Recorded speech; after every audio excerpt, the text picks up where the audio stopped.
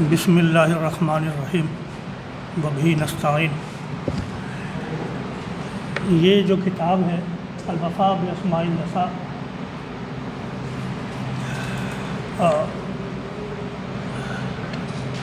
مجھے یاد آتا ہے کہ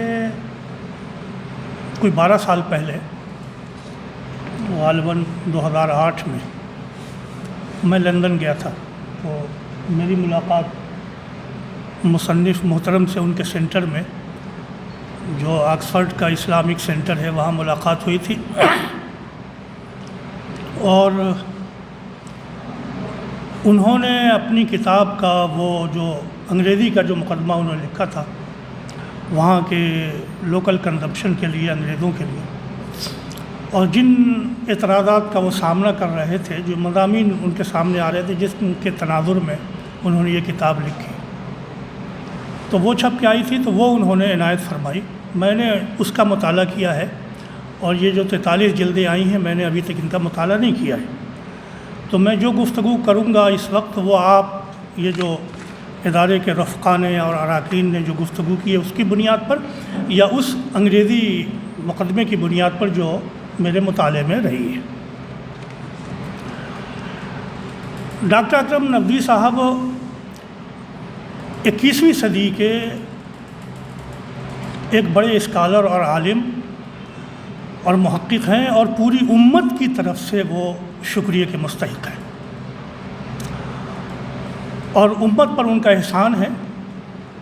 یہ بڑا کام انہوں نے کیا، اور یہ ان کے دنیا میں بھی نیک نامی کا اور آخرت میں بھی ان کے میزان اعمال میں اضافے کا ذریعہ یہ کتاب ہو گئی۔ اللہ ان کی عمر میں برکت دے، ان کے کاموں میں برکت دے، اور اسے قبول فرمائے۔ آکسفورڈ سے encyclopedia, women's encyclopedia in the world history شائع ہوئی تھی، جہاں وہ رہتے ہیں، 4 جلدوں میں یہ تھی، اور اس زمانے میں خواتین کا جنہوں نے دنیا میں کارہائے نمایاں انجام دیے، ان کا ان میں جو تذکرہ ہے، اور اس میں مسلم خواتین کا تذکرہ جو ہے وہ بالکل برائے نام ہے۔ اسی زمانے میں لندن یونیورسٹی میں ایک پروفیسر تھے، اور وہ یہودی تھے، برنارڈ لیوس۔ ان کی کتاب آئی تھی واٹ وینٹ رانگ، تاریخ میں کیا غلطی ہوئی، مسلمانوں سے کیا غلطی ہوئی ہے، اس کتاب کا عنوان ہے۔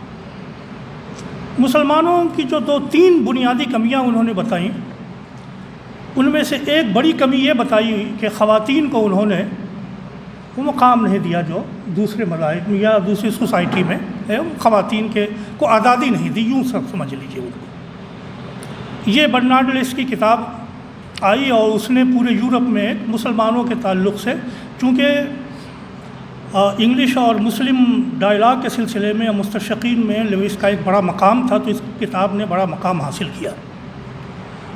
آپ اس تناظر میں دیکھیے کہ ایک شخص لندن میں، آکسفورڈ میں بیٹھ کر کے یہ کام کر رہا ہے، پس منظر یہ ہے، تو آپ کو اس کتاب کی اہمیت کا احساس ہوگا جو ڈاکٹر اکرم ندوی صاحب نے مرتب فرمائی۔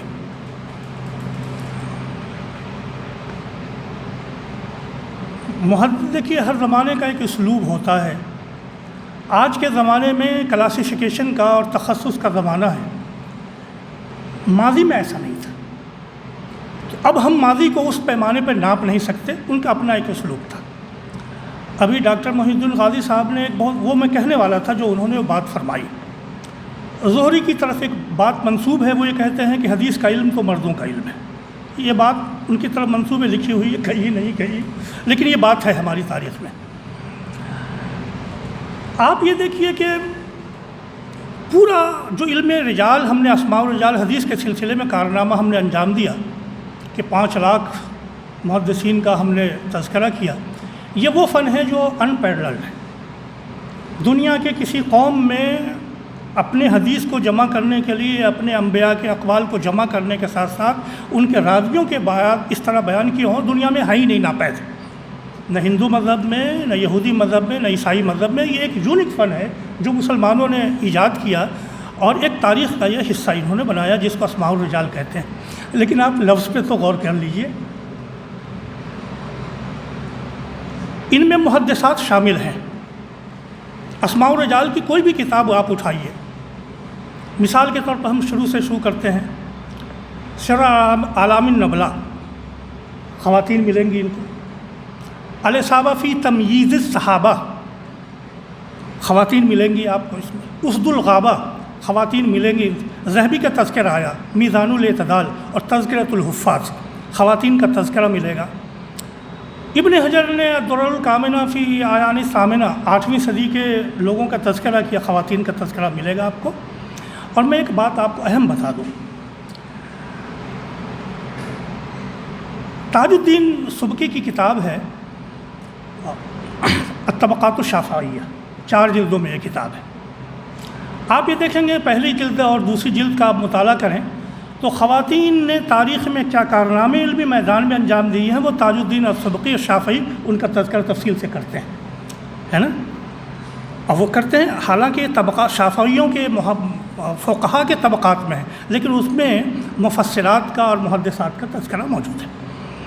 اب آپ آج کے زمانے کے شوافع کی کتاب اٹھائیے تو اب آپ کو اس میں لکھا ہوا ملے گا فقہ کی کتاب میں صوت العورت عورتن، کہ عورت کی آواز بھی عورت ہے، وہ مرد کو پڑھا ہی نہیں سکتی۔ اب آپ دیکھیے کہ قاسم بن معن جو تابعی ہیں اور یہ جو زہری جن کا تذکرہ آیا، اور ان کے علاوہ جتنے وہ لوگ تھے جو تابعین تھے ان کی ایک بڑی تعداد حضرت عائشہ صدیقہ رضی اللہ تعالی عنہا سے شاگردی باقاعدہ اختیار کرتی تھی۔ یہ پوری تعداد پردہ پڑا رہتا تھا، وہ حدیث بیان کرتی تھی، اور وہ حدیثیں بیان کرتی تھی جو آپ جانتے ہیں کہ جو حضور صلی اللہ علیہ وسلم کے ذاتی معمولات سے متعلق ہے، اب وہ حاصل کرتے تھے۔ تو وہاں اس زمانے میں صوت العورت عورت نہیں تھا۔ اسی طریقے سے حضرت عمر فاروق کو انہوں نے ایک بیان کیا کہ یہ کیا ہو گیا لوگوں کو کہ بڑی بڑی مہریں باندھنے لگے ہیں۔ ایک خاتون اٹھتی ہیں، کہتی ہیں عمر تم کو کیا ہو گیا ہے؟ جو حق اللہ تبارک و تعالیٰ نے مجھے ہم عورتوں کو دیا ہے وہ تم چھیننا چاہتے ہیں۔ انہوں کا کیا مطلب؟ تو ان کا قرآن تو کہتا ہے وَإِنْ آتَيْتُمْ إِحْدَاهُنَّ قِنْطَارًا فَلَا تَأْخُذُوا مِنْهُ شَيْئًا، اور تم اسے چھین رہے ہو۔ تو وہاں تو صوت العورت عورت نہیں ہے۔ آپ کتاب العلم میں بخاری اور مسلم میں یہ پڑھتے ہیں کہ خواتین صحابہ کی موجودگی میں آتی ہیں اور سوال کرتی ہیں، اور بعض ایسے سوال کرتی ہیں جو میں اس وقت دہرانا نہیں چاہتا، آپ جواب دیتے ہیں۔ تو عہد صحابہ میں، عہد رسول میں صوت العورت عورت نہیں ہے، اور فقہاء شافعیہ ان کا تذکرہ کرتے ہیں، لیکن بعد کے زمانے میں آنے کے بعد تنزل اتنا ہوتا ہے کہ ہم یہاں تک پہنچ جاتے ہیں کہ عورت کی آواز بھی سننی نہیں چاہیے۔ ڈاکٹر قاضی صاحب نے ایک اچھی بات کہی، ہمارے زمانے میں یہ ہوا ہے کہ بچیوں کو، عورتوں کو آپ پڑھائیے لکھوائیے نہیں، ورنہ یہ لو لیٹر لکھیں گے۔ ہمارے زمانے تک یہ ہوا ہے، اور دیندار گھرانوں میں یہ رواج رہا ہے۔ حالانکہ حضور صلی اللہ علیہ وسلم نے خود حضرت شفا بنت عبداللہ سے فرمایا کہ تم عائشہ کو اور حفصہ کو لکھنا سکھاؤ، حدیث میں موجود ہے۔ میرے کہنے کا منشا یہ ہے کہ تاریخ میں کچھ نہ کچھ تو غلطیاں ہوئی ہیں۔ ایک میل ڈومینیٹڈ سوسائٹی ہم نے بنائی ہے، یہ تو ایسا ہوا ہے، لیکن ہم نے خواتین کو نظر انداز کر دیا ہو، ایسا نہیں ہوا، ہر زمانے میں ایسا نہیں۔ مثال کے طور پر ابھی تذکرہ ہے حضرت عائشہ رضی اللہ تعالیٰ عنہ کا صحابیات کے محدثات میں۔ 2 کتابیں میں آپ کو ریفر کروں گا، ایک بدر الدین زرکشی کی کتاب ہے الاجابہ فی استدراک عائشہ علی الصحابہ، اور دوسری جلال الدین سیوطی کی الاصابہ بما استدرکت عائشہ علی الصحابہ کا۔ علامہ سید سلیمان ندوی رحمۃ اللہ علیہ نے سیرت عائشہ میں ان دونوں کتابوں سے بہت استفادہ کیا ہے۔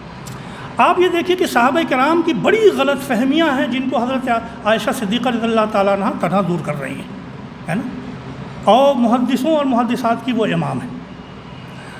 ہمارے یہاں حدیث کی کتابوں میں 2 قسم کی کتابیں ایسی ہیں کہ جن میں ان کے تذکرے ملتے ہیں۔ ایک تو مسانید ہے، مسند جن کو کہتے ہیں، جیسے مسند امام احمد بن حنبل ہے نا۔ تو مسانید میں آپ یہ دیکھیں گے کہ اس میں جہاں جہاں مردوں کا تذکرہ ہے، مردوں کے ساتھ ساتھ خواتین محدثات کا پورا ایک تذکرہ آتا ہے نا۔ اسی طریقے سے معاجم ہیں، موجم کی کتابیں، اور سب سے مشہور کتاب آپ کو ملتی ہے حضرت ابو القاسم طبرانی کی جو تبریہ کے رہنے والے تھے، ان کی معجم الکبیر بھی، معجم الاوسط بھی اور معجم الصغیر بھی۔ معاجم میں بھی وہ سارے اعلام خواتین کے آپ کو مل جاتے ہیں کہ جن کا حدیث میں مقام رہا ہے۔ بعد کے زمانے میں اس طرح کے کام رکے، اور کیوں رکے ان کے اسباب کچھ اثرات آپ نے بتائے، کہیں جنگیں ہوئیں، کہیں فیملی سسٹم ہوا۔ مثال کے طور پر رہ کے رہنے والے لوگ جو راضی کہلاتے ہیں وہ سب رہ کے رہنے والے لوگ، اور پورا کا پورا علاقہ جو اہل سنت کا تھا وہ پورا کیپچر ہوا اہل تشیع نے، اور ان کے سارے علماء سے تربیت ہوئے، کچھ قتل ہوئے، کچھ بھگائے گئے وغیرہ وغیرہ۔ تو کچھ حالات ایسے رہے کہ جن کی وجہ سے یہ سلسلہ رکا۔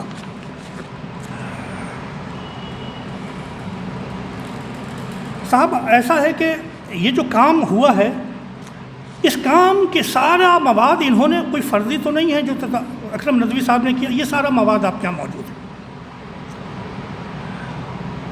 8 جلدوں میں، اور بعض کبات میں 12 جلدوں میں طبقات ابن سعد شائع ہوئی، ایک زمانے کے بعد شائع ہوئی ہے، زخاو نے اس کو مرتب کیا۔